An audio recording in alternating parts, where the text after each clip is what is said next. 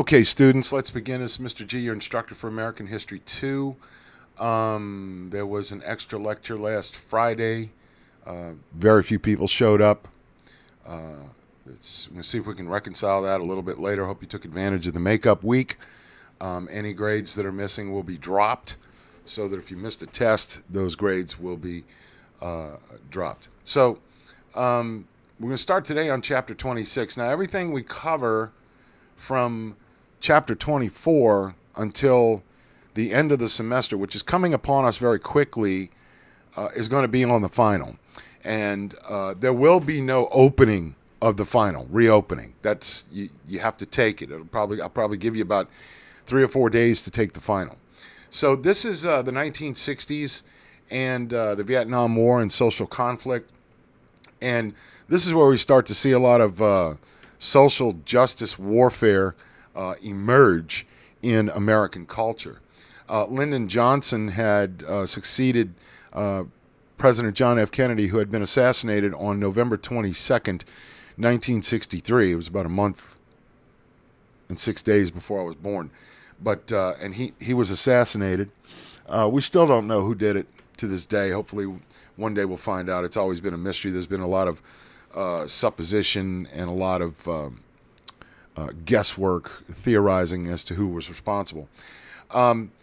Lyndon Johnson, the apex of liberalism. What did Johnson hope to achieve with his Great Society programs? We'll get into that. Into war in Vietnam. That was part of the Truman Doctrine to keep nations afloat that were on the verge of, they were tottering on the verge of being of communist collapse. The movement. What did the protest movements of the 1960s have in common? And the conservative response. What motivated the conservative revival of the late 1960s and early 1970s? So the key topics in U.S. history for this are the 1960s, Lyndon Johnson, Vietnam, and for everything there is a moment. The new president came up with this Great Society, fighting poverty and discrimination. The Great Society was supposed to improve the quality of life. And then we have the Earl Warren Liberal Supreme Court. And we're going to discuss each one of those. The Great Society was wealth provided the foundation for this. And there was some economic expansion that occurred right after World War II, the baby boomers, and a lot of the jobs. Let me move over a little bit here so we can get more into this. Okay, move that over. I don't need that. Okay. And there was the distribution of wealth is skewed. Let me make this perfectly clear, okay? If you want to redistribute wealth, that's fine, all right? But there is no viable way to do it. You can't legislate poor people into wealth and wealthy people into the poorhouse. You can't do it. And I'll tell you why. If you start taxing all these rich people, they're going to leave the country and deny their citizenship, and therefore you can't tax them anymore. So what happens to your tax base? It leaves and your country falls into poverty. Think about that.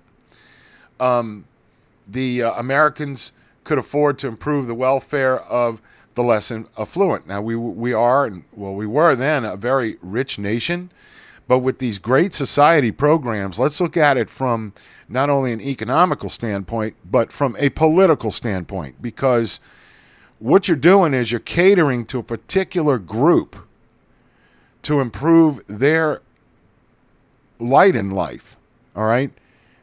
And you're disowning another one. It's got to be, if you want equality, it's got to be for everybody. This equitable garbage, no. If you start a race, everybody starts at the same spot, not some people at one spot and some people 10 yards ahead. That's not equality.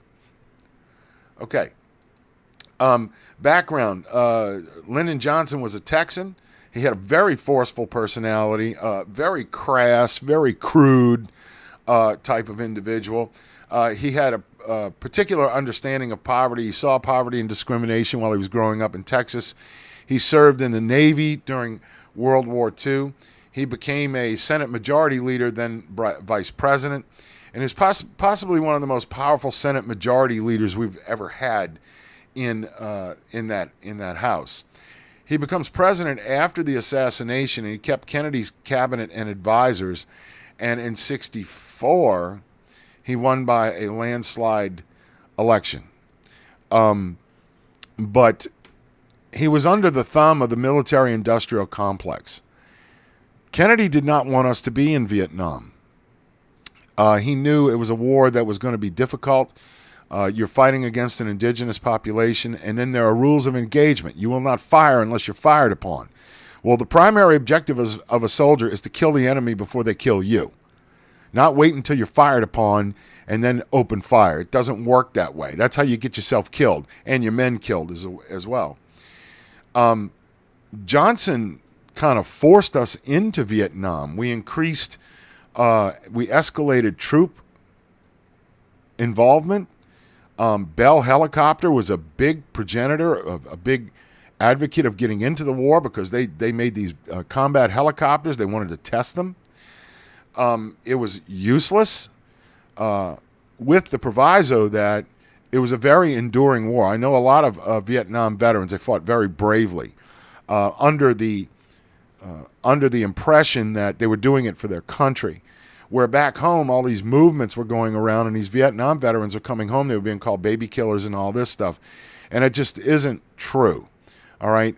Either, you support the country or you don't. Anyway, 1964, he was elected in a landslide election.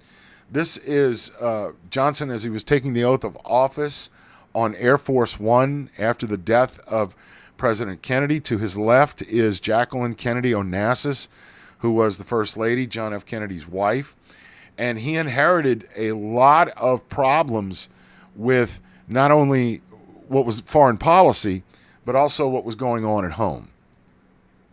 He wanted to have what he called declared a war on poverty, where he aided families with dependent children and education and expanded the Job Corps and the VISTA. A lot of programs like WIC and welfare were expanded under Lyndon Johnson. Now, economically, the country was not going to be able to sustain such a large giveaway program, okay?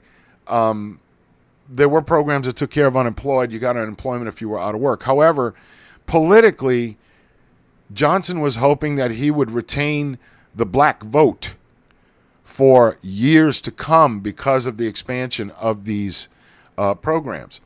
Civil rights. He was a vocal proponent of racial equality.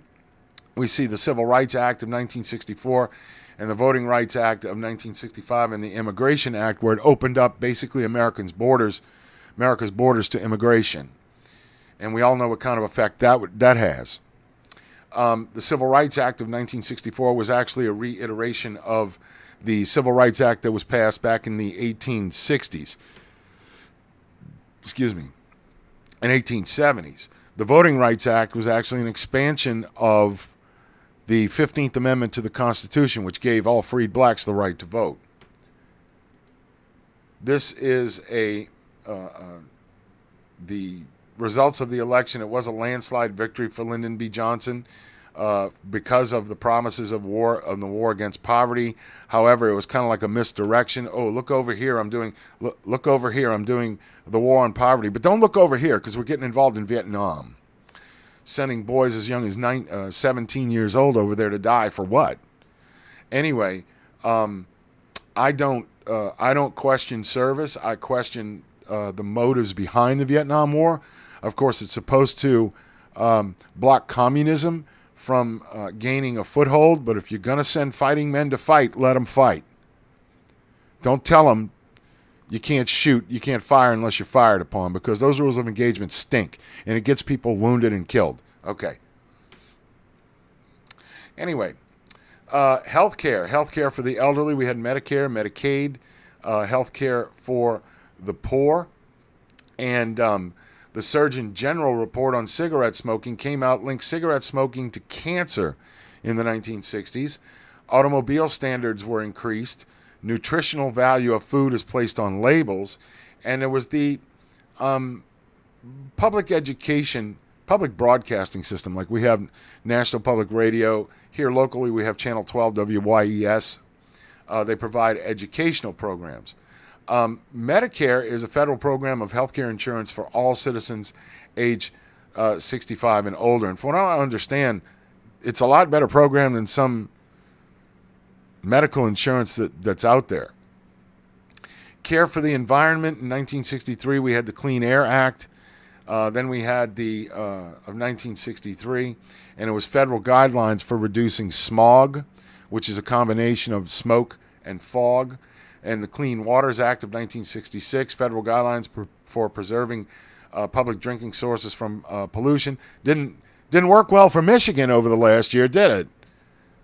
They had an area that their water was so contaminated nobody could drink it. Hell, much less touch it.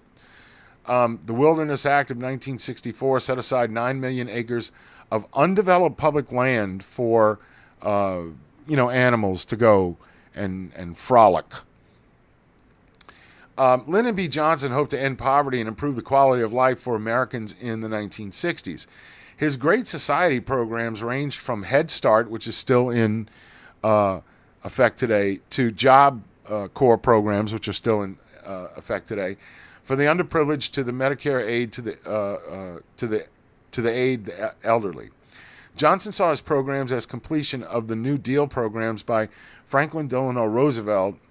And here's the problem. If you don't have a program that's generating any revenue, it's going to become a money pit constantly if you're sinking money into it. By the way, can anybody hear me? Everybody hear me okay?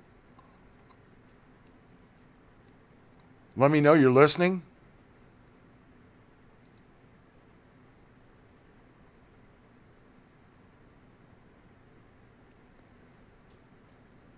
I'll wait for a response, because I know people just turn it on and pretend like they're here.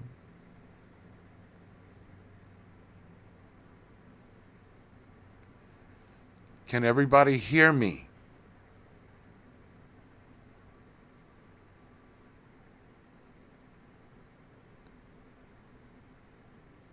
Hello?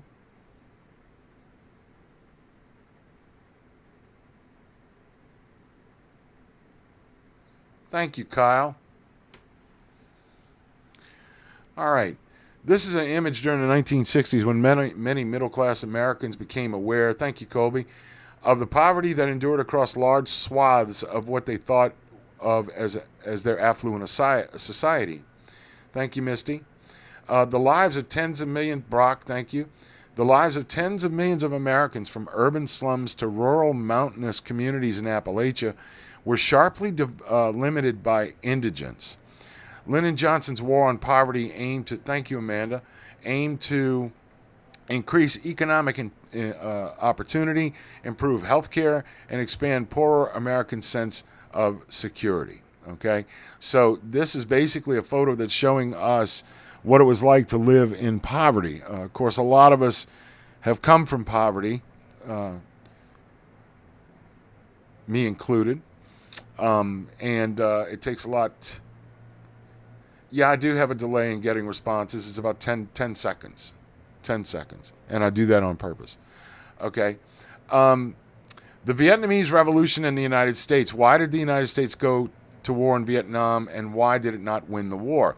This was considered Johnson's war, and there were Americans in Southeastern Asia. And in 1968, there was a turning point. We were actually winning the war at one point, and we decided to kind of scale down the troops. Okay, now why were we in Vietnam? It overshadows Johnson's accomplishments at home. It does, because he was a very poor leader as far as foreign relations was concerned. And it had to do with U.S. anti-communist policy, basically going back to the Truman Doctrine in the 1950s. It was a policy of containment. If we can't keep it from spreading, then we're just going to contain it. All right? So that's where that came from. The Vietnamese had long sought independence. What happened was it was formerly known as French Indochina, and the French were there and they occupied it. And then the Japanese attacked it in World War II and held it till about 1944. Well, one of the leaders in Vietnam was a guy named Ho Chi Minh, and he had been educated in Paris, France. They speak French in Vietnam. And He came back with communist ideas on how to win liberation, and that's what started it all, because North Vietnam wanted to overcome South Vietnam and become completely communist.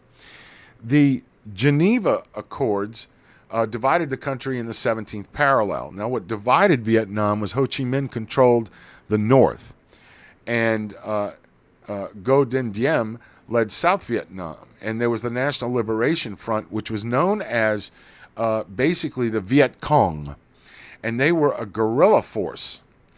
And what Ho Chi Minh wanted to do is he wanted to do a massive land distribution where rich people would have their land taken away from them, and basically communism. Okay, somebody's going to get angry.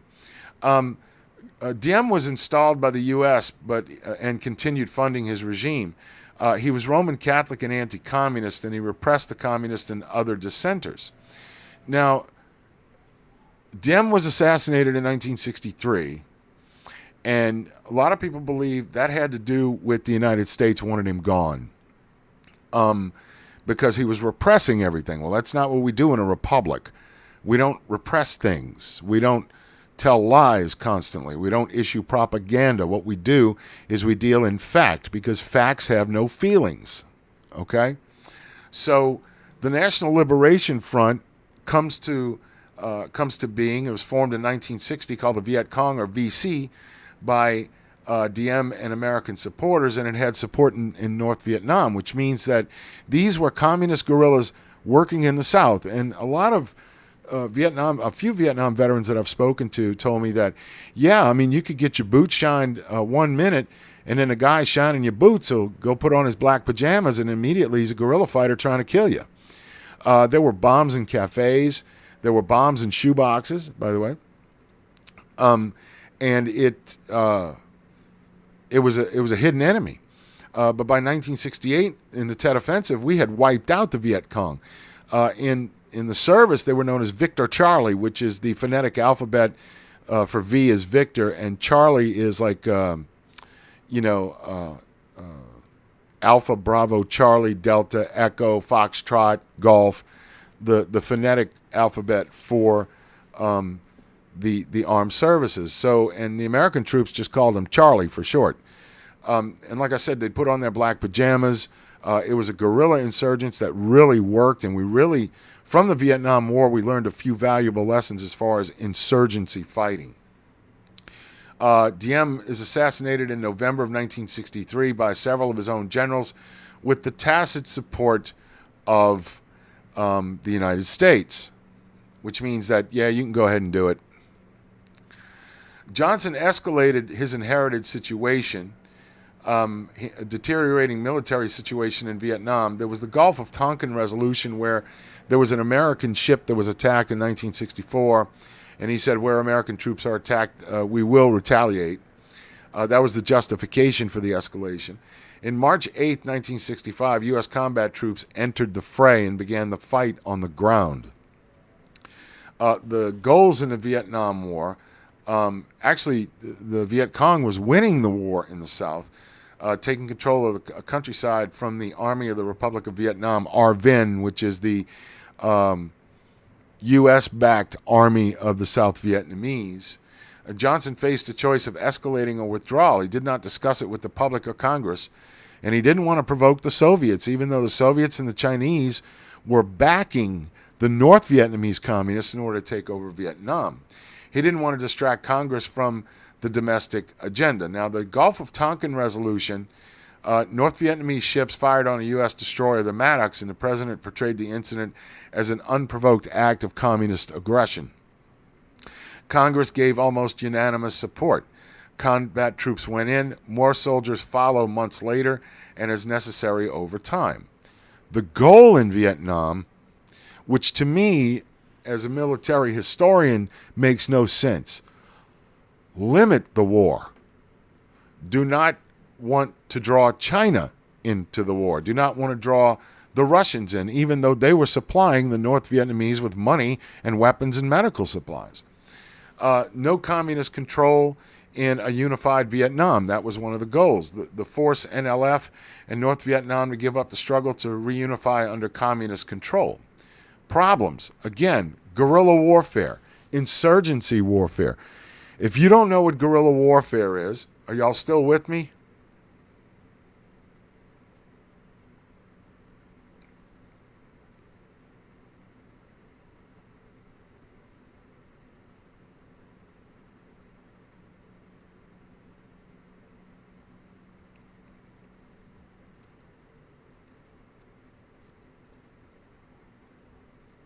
Okay, well, I'm going to continue. Guerrilla warfare is very tactically. There's a difference between strategy and tactics. Strategy is the plan. Tactics is how you carry out the plan. Sometimes when you have a plan for warfare, it's the first thing that goes out the window when the battle starts. So the tactics were to root out the guerrillas. Now, guerrilla warfare is a lot different because you could have a much smaller force that engages a larger force, and what they do is they hit and run. And how the best way to describe this is if you have 10 guerrilla fighters up against a force of about 200, the guerrilla fighters are going to more than likely wound as many men as they kill, because then if you take one person out, then you have to have two people to carry him. And that takes them out of the combat. So guerrilla warfare was very effective. Also, there were tunnels in the South. And I'm not talking about just itty-bitty tunnels that you crawl through. These had like underground cities that the North Vietnamese and the National Liberation Front had put into effect. And we had American soldiers called tunnel rats, which would go into these things with a flashlight and try and find any information, kill as many of the enemy as possible. And a lot of times these tunnels were set up with booby traps at the front, like the boom slang was a very poisonous snake. And if you entered into the tunnel, the snake would bite. You'd probably be dead within about maybe 4 or 5 minutes because the anti-venom couldn't get there quick enough. And there was a trail that came down from the north through Cambodia into South Vietnam. We weren't supposed to be in Cambodia or Laos, that brought supplies to the south to all these guerrillas. So they were getting supplies from the north very secretively. And the United States would not go into Cambodia or Laos until near the end of the war to cut off these supply lines, which is what we should have done. And every time we bombed them, we bombed these supply lines coming down into Vietnam. The enemy was hard to identify. They would mingle with the population. Like I said, some of them would be bar owners. They would be merchants during the day, and at night they'd put on their black pajamas and want to kill you. And they wore black bananas. There was also what was known as the Strategic Hamlet Program. This was kind of disastrous. And what that entailed was American troops, when they came across a village, they burned it down if they found supplies, because a lot of these farmers out in the boonies were hiding weapons caches and food for the Viet Cong. And what the United States would do would confiscate the weapons, confiscate the food, and burn the villages to the ground and arrest the villagers, all right, for collaborating with the enemy. What we didn't realize were we were the strangers in this country, okay? And we were there because we pumped a lot of money into it. And a lot of politicians wanted to see a return on the investment, which never happened.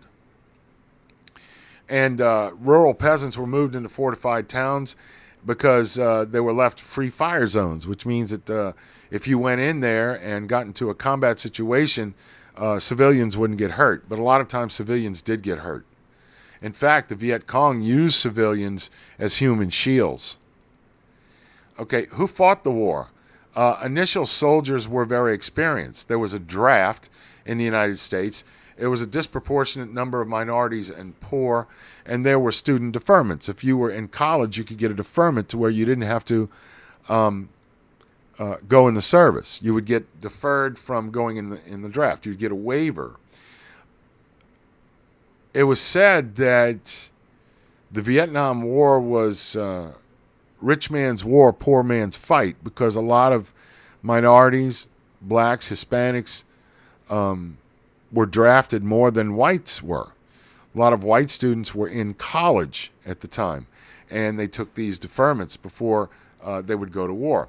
The NLF and the North Vietnamese were underestimated. Ho Chi Minh was a popular leader, and intervention strengthened his position from China and the Soviet Union. The North population was very loyal, and they recruited in the South because the Americans were making total butt heads out of themselves and taking advantage of a lot of the civilian population. And politically, it wasn't a very good move. What we should have done is train the ARVN which is the Army of the Republic of Vietnam, which is South Vietnamese Army, in combat tactics, but we didn't because there weren't a lot of people willing to fight for a republic in Vietnam. And there was an old saying, would you like to buy an ARVN rifle? It's only been dropped once, which means that the American soldiers didn't have a lot of respect for these South Vietnamese soldiers, even though we tried to train them. The communist forces were willing to endure hardship and sacrifices much higher than the ARVN. The Viet Cong and the North Vietnamese soldiers were willing to eat rat meat.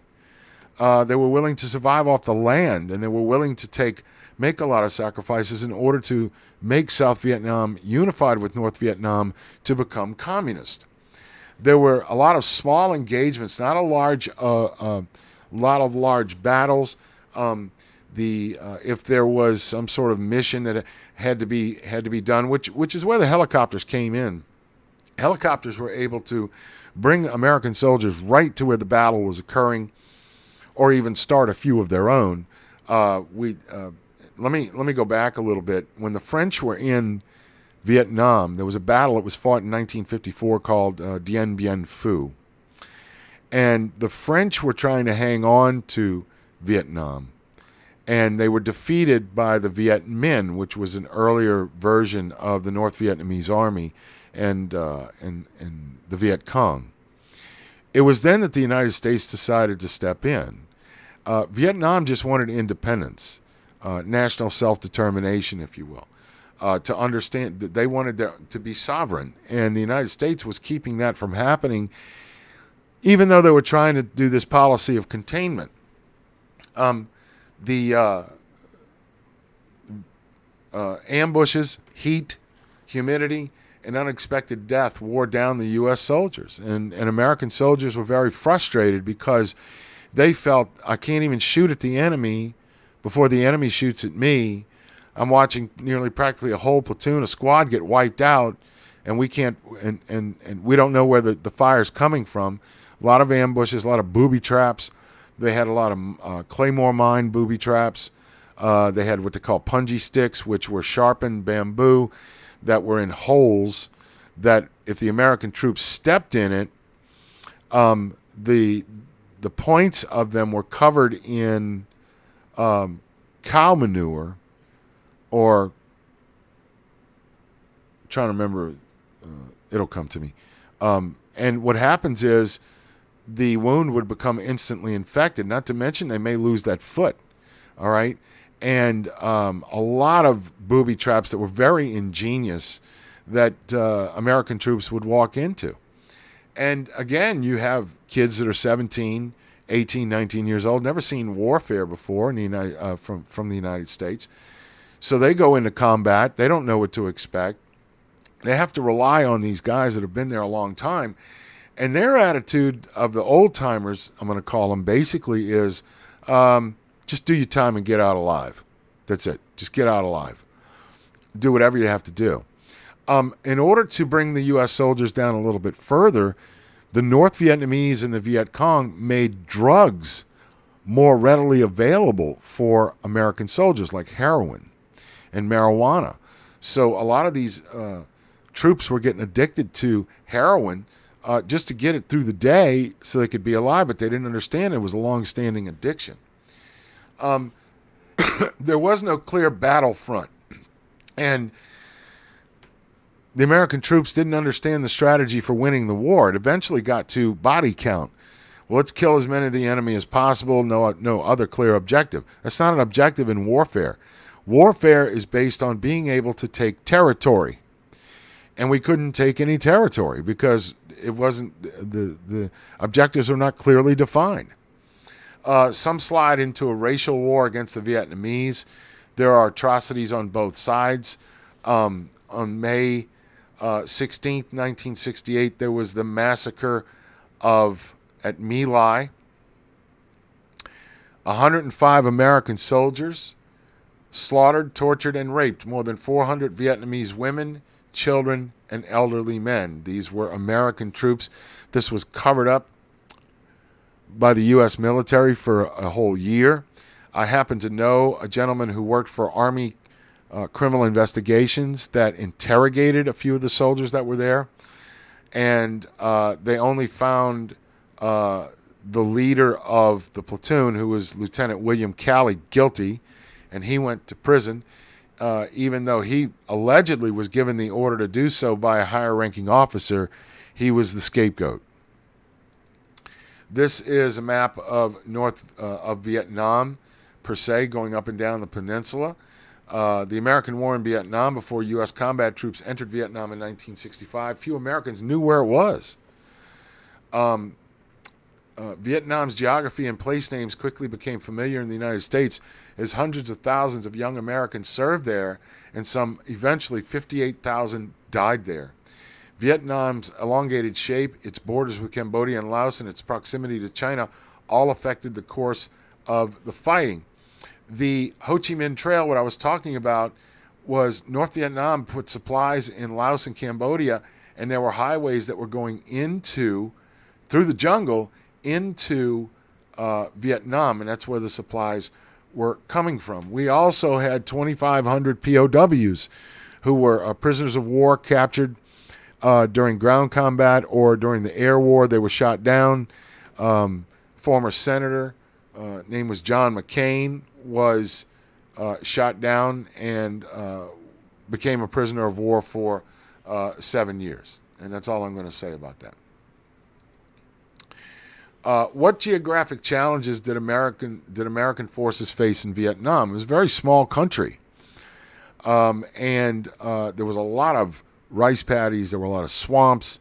They weren't used to fighting in that. What was the significance of various U.S. military operations in Vietnam, especially the Tet Offensive? Now, you may read about that in your book. The Tet Offensive was an offensive launched in the South by the Viet Cong against American installations, and it ended with an American victory. But a victory for what? We wiped out a force, basically, is what happened. A couple of gentlemen I know, I'm not really bragging, but I wanted to bring this to the forefront. I wrote a book several years ago called Echoes of Valor, which had to do with combat veterans from Louisiana in wars from World War II all the way up to the Afghan War. And one of them was a gentleman who was a pilot, actually, in the Marine Corps Reserve. And he was killed on the ground in a bunker that was attacked by mortars, which is short-range artillery shells. And a couple of other people, another gentleman was killed during the Tet Offensive. He had been a 30-year Marine and was 1 month from retiring, actually, when he was killed in 1968. Happened to be the uncle of a friend of mine. What relationships may have existed between war deaths and other socioeconomical factors in an area? Well, if you don't have a job, the Army's willing to pay you. You get free food, free clothing at that time. And you might see an end game as far as a career is concerned if you can make it through this combat. That's what elevated American forces most of the way. As we saw earlier in the presentation, we talked about the rich man's war, poor man's fight. A lot of poor blacks and whites and Hispanics were drafted into the military more than rich whites or middle class whites. And that's how I look at it as far as war deaths being attributed to the socioeconomic factors, because people were looking for a better life. They said, well, let me go join the military. I'll take care of it. I'll send money home and things of that nature. The Vietnam War was, the American commander was General Westmoreland. And he was very confident. The war effort was upbeat. And on January 30th, 1968, the Viet Cong and the North Vietnamese troops attacked South Vietnam. They launched attacks on American installations in South Vietnam. It was a blow to American public confidence in Johnson and the military commanders. Even though it may have been a victory for American troops on the ground, a small victory, people back home didn't understand why we were there. And that's when we started having protests. A lot of people were going to Canada rather than fighting the war. A lot of people were getting deferments.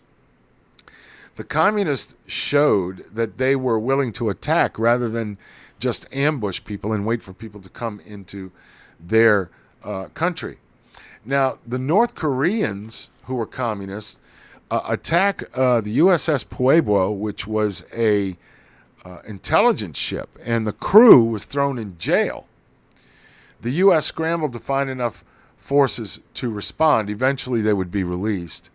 The British collapsed. Their financial system collapsed. They lost the Suez Canal, placed new military burdens on the U.S. in the Middle East, and that's how we started getting more involved in the Middle East. Not only because of the British financial collapse, but also because of the oil, which was very important, because we needed it, really, for the war effort and for everything at home. In near 1968, a presidential election was coming up, and Johnson decided that he was not going to seek re-election. See, he was the successor to Kennedy, and then he got re-elected. Then he got elected president when he ran, but he didn't want to seek re-election in 1968. He ends the escalation in Vietnam, and the gentleman that runs against him in 1968 is Richard Milhous Nixon, and he's a Republican, and he promises, we're going to get out of Vietnam. And we wound up having peace without victory, basically, even though when Nixon became president, he escalated bombing of North Vietnam, which brought them to the negotiation table and brought them to their knees, really, and showed some initiative, some, huevos in dealing with Vietnam, because he was not going to walk out of that war a loser. But some things got the better of it. He was elected in 1968, and he escalated the bombing in Vietnam, but he brought home the troops. He said, let's just fight an air war there because we're superior in air war. Of course, there were surface-to-air missiles that the Vietnamese had obtained from the Soviets and the Chinese.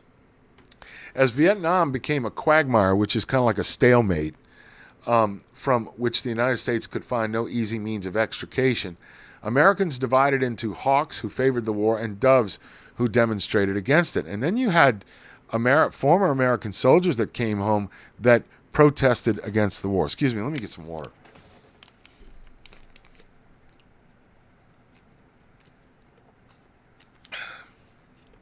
Excuse me.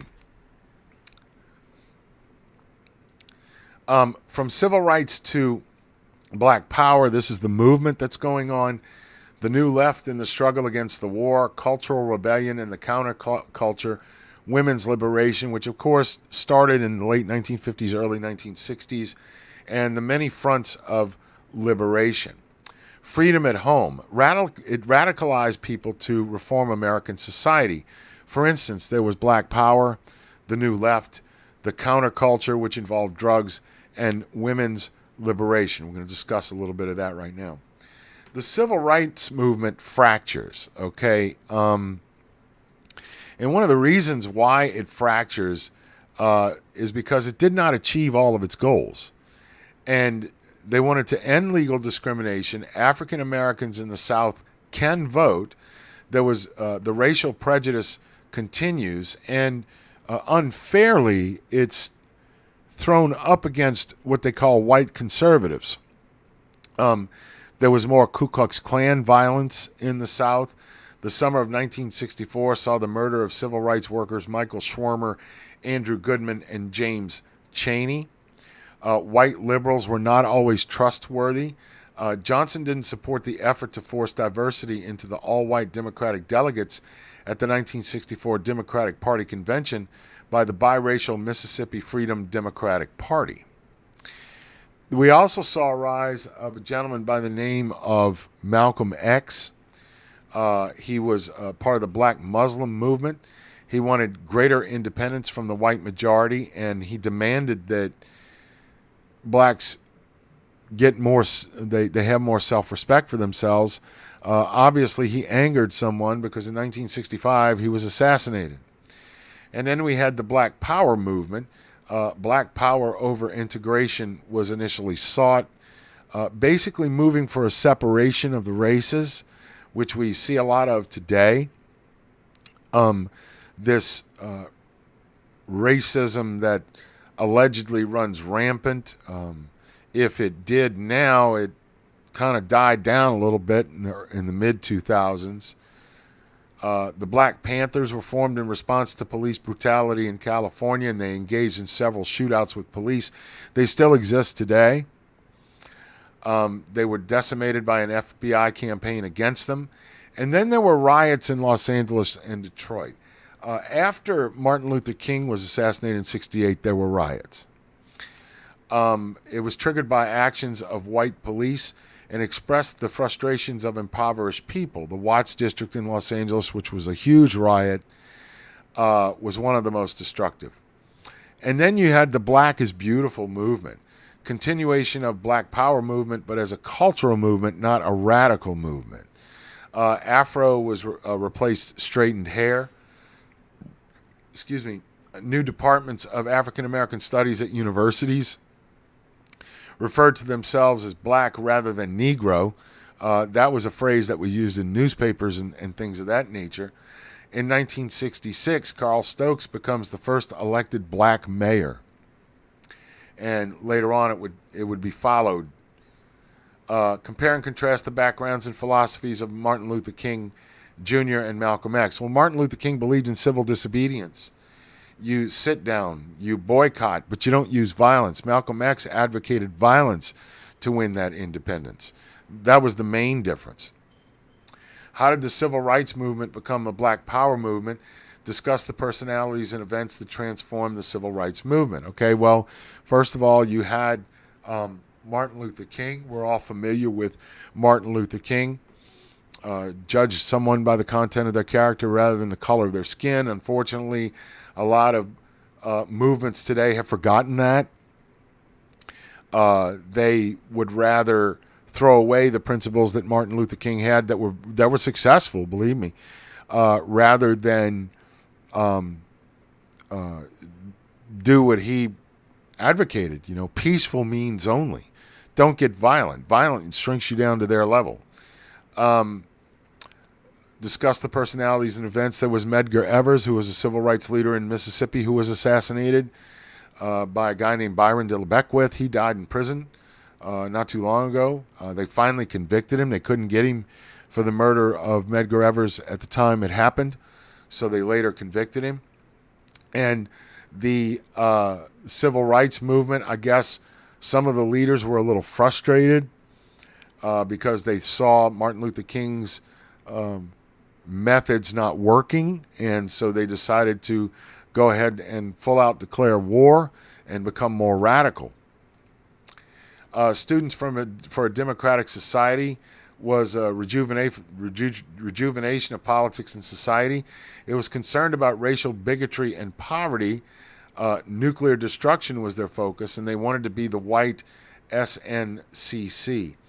They critiqued corporate liberalism and promotion of interests of wealthy and business. And if you watch some of these organizations calling for an end to racial bigotry, they're mostly headed by people who are white and do exhibit some bigotry. The focus was on ending the Vietnam War in 1965. The first major anti-war protest was outside the White House, and they worked with a small group of pacifists. Against the war, they had the Fulbright hearings of January 1966, televised the hearings on the war, and it raised doubts about why we were there. And also, in a mixture of these movements came resistance to the draft, where people were saying, this is an unjust war. I'm not going to go fight this because I don't want to be a baby killer. That was the big thing. People coming back from the war, just seeing friends get killed, had to be called baby killer. And the one thing that really kind of, and a lot of times I don't inject my personal feelings into my lessons, but you know what? These men fought for their country. They were doing what they were told. All right? That's all I'm going to say about that. I have a lot of friends who were veterans. In fact, one of them, very close friend, was a Vietnam vet. Was a door gunner on a chopper. So he saw a lot of combat. And when he came back, he said, Alan, I came back a different man, a different young man. And he did. And it kind of made him think a lot more about humanity. Anyway, the draft resistance, they moved to Canada or went to jail. There were university demonstrations where they took over campus buildings at Columbia, Cornell, Harvard, San Francisco State, and others, which today can be classified as liberal universities. A lot of these liberal professors that were alive back then, who later went on to become PhDs and never really held jobs in their lives, in these areas, started preaching socialism, and it did stick.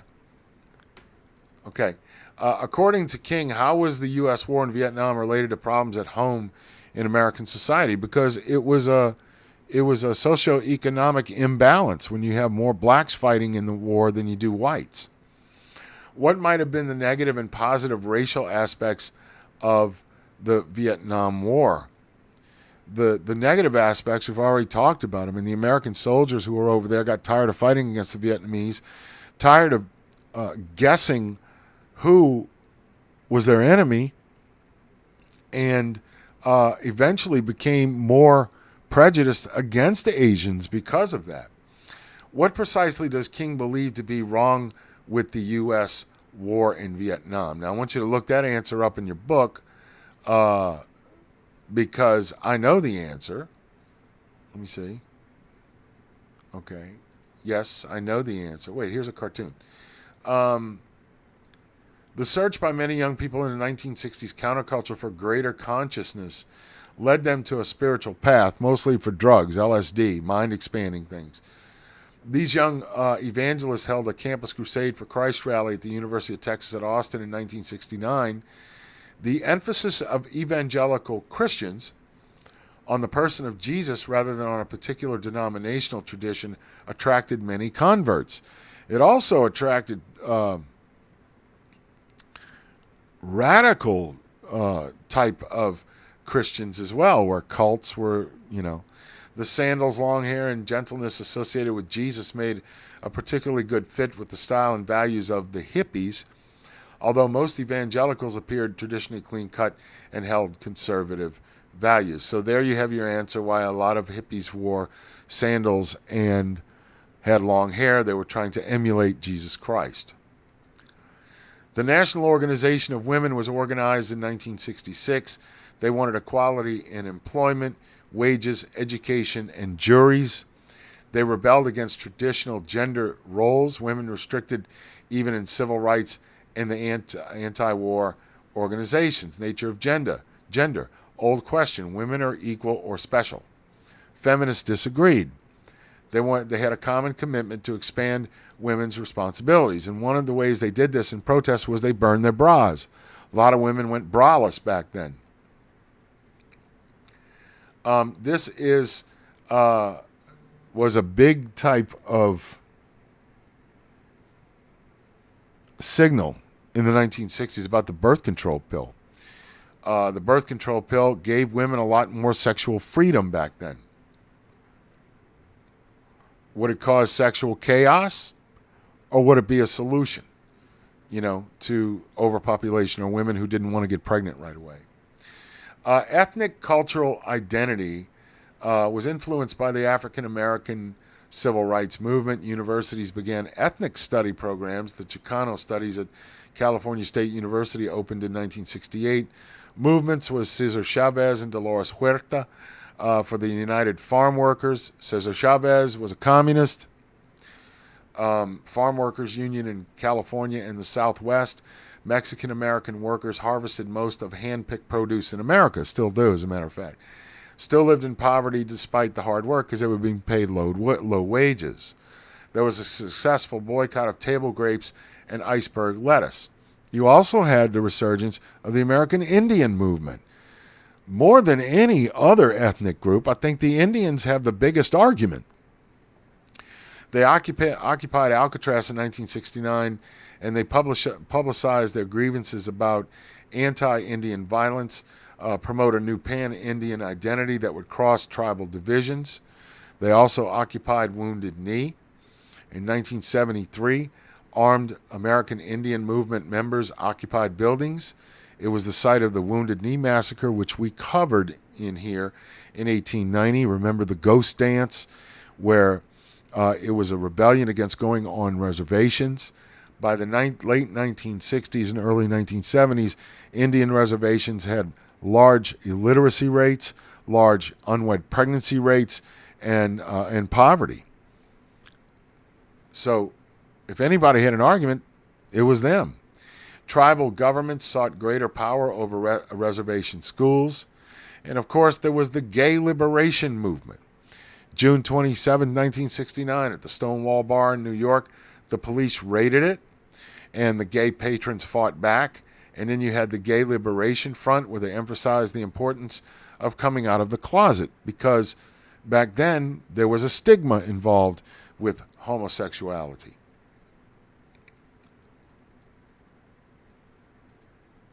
Now we're going to talk about backlashes, the turmoil of 1968 at home, the Nixon administration, and escalating and de-escalating the Vietnam War. I hope you are keeping up with your readings in the textbook. I know that you have seen changes in the test. It's not just multiple choice, it's true-false. One word in a true-false can change the whole meaning of that sentence, so you need to pay attention and read the textbook. Conservatives put Republicans in power. Nixon is elected president in 1968. He would again be elected president in 1972. Resented political and social upheavals and saw a lack of appreciation of the nation's virtues and successes. Nixon made an enemies list that he went after people for. He used to sick the IRS on them. People that were leading protests. He didn't like it. He was very stern conservative, very, very far right. First directed toward people of color, European Americans were troubled. There was a lack of gratitude for civil rights measures that were enacted by government, calling whites crackers and honkies. Accustomed to deference from non-whites. Associated crime with urban African Americans, disproportionately represented in prisons, although whites were the majority of criminals. Militancy in the groups perceived an absence of patriotism, disrespect of the older generation, and felt they deserved respect for their contributions in World War II. These were the older, what they called the greatest generation, and trust me, they were, because they went through the Great Depression and then they fought a war.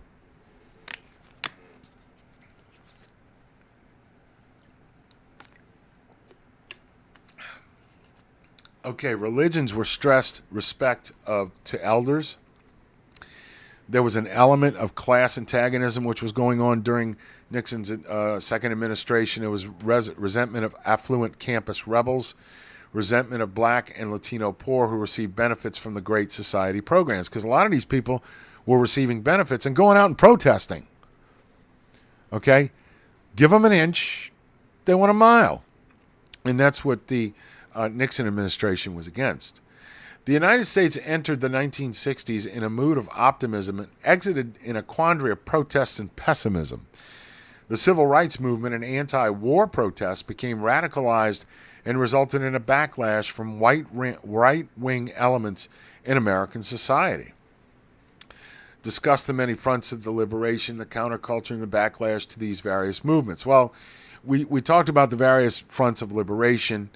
in the United States, the Black Liberation Movement, the Women's Liberation Movement, and the Gay Liberation Movement. The backlash was that there were probably going to be laws where the stigma to, like, for instance, the Gay Liberation Movement was going to stay there. All right? Deaths. The turmoil of 1968 at home. Martin Luther King is assassinated on April 4th by James Earl Ray, and there were riots that were followed in 130 cities.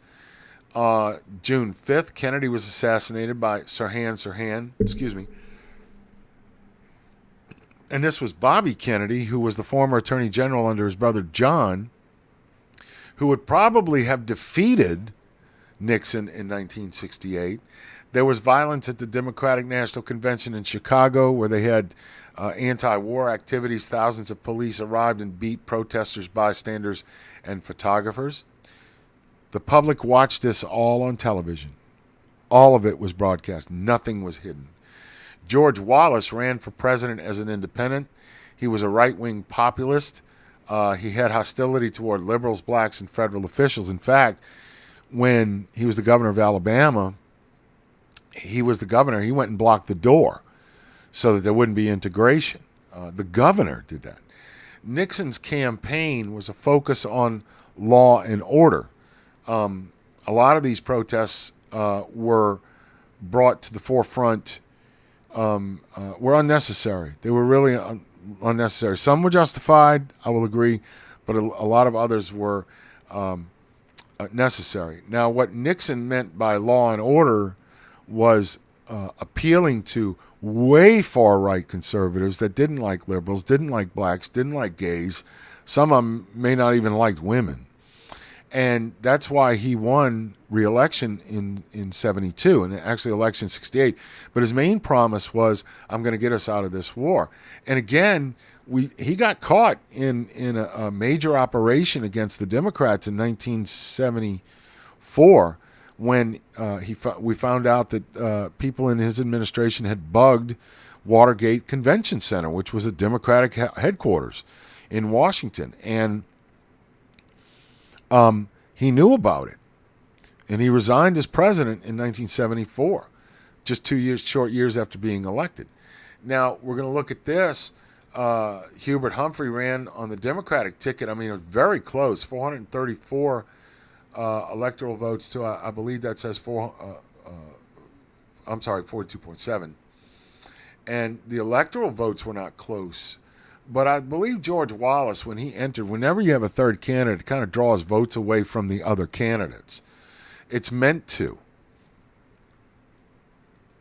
The Nixon doctrine was he wanted to leave Vietnam with perceived power, and he wanted to withdraw American troops and institute a program called Vietnamization, which meant let the Vietnamese take over, and it's their country.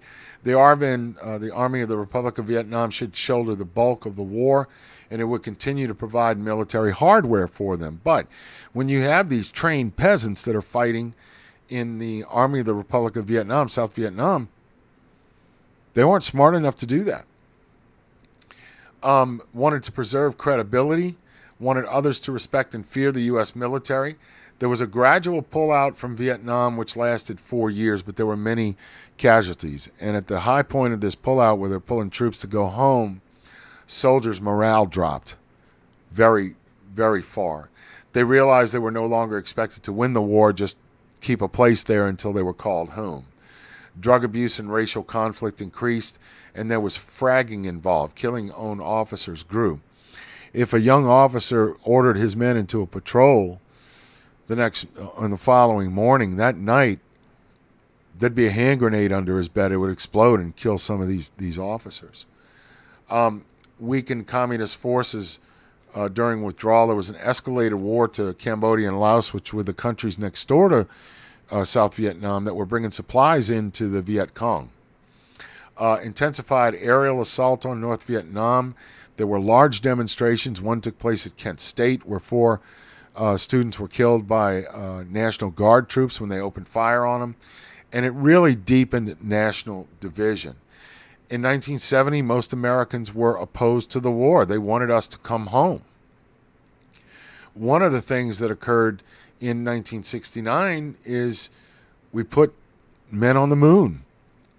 So it wasn't all that bad. I mean, the U.S. flag they planted epitomized a sense of national accomplishment in space, even as divisions racked American society at home.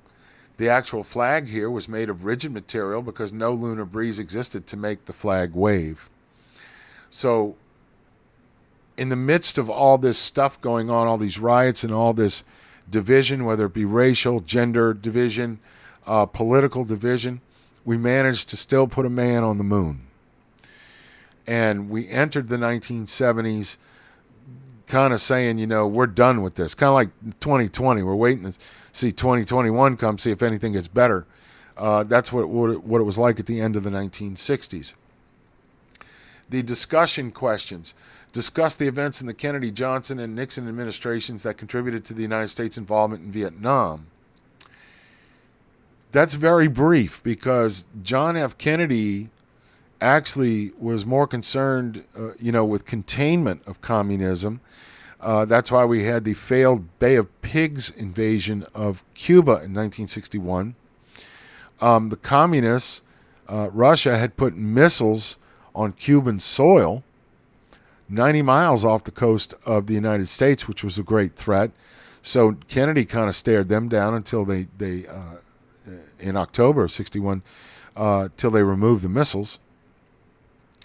Then when Kennedy is assassinated, we start to see more escalation of political ideology and a takeover of South Vietnam from the North Vietnamese.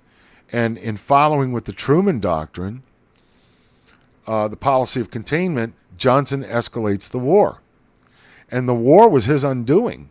Actually, that's why he never sought re-election in 1968, even after the successful Tet Offensive, when we practically wiped out the guerrilla forces in the Viet Cong in Vietnam. And Nixon knew that the country was tired of war.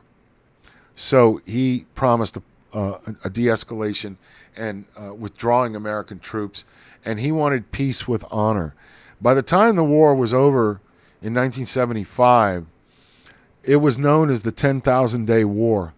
We lost over 50,000 American troops dead,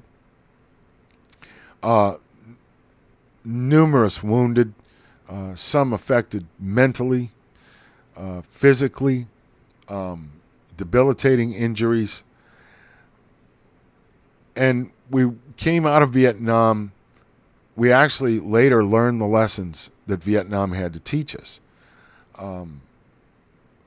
The next conflict we had there after Vietnam, I believe, was, 1983 or 84, I believe, was the Grenada debacle. Wasn't a debacle. The United States went in with the Marines and pulled American students out of there so the Cuban communist troops wouldn't get a hold of them, and did a good job down there.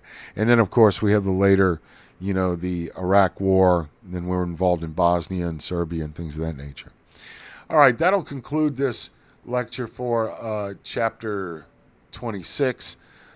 Next Tuesday, we will have a lecture on Chapter 27. We're approaching finals rapidly, and there should be some student surveys that you need to fill out concerning this course. So I will see you Tuesday. Everybody have a great week.